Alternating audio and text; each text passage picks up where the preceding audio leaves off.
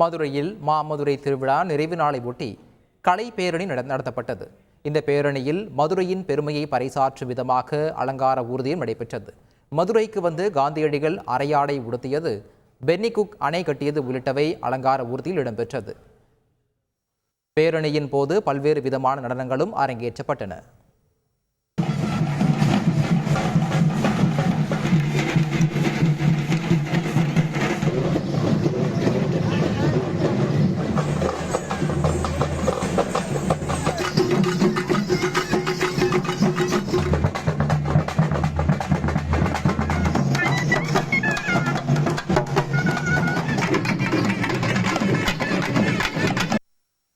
மதுரையில் நடைபெற்று வந்த மாமதுரை விழாவின் நிறைவு நிகழ்ச்சியாக சிமக்கல் வைகை ஆற்று மேம்பாலத்தில் 1 மணி நேர தொடர் வானவேடிக்கை நிகழ்வு நடைபெற்றதை பொதுமக்கள் கண்டுகளித்தனர்.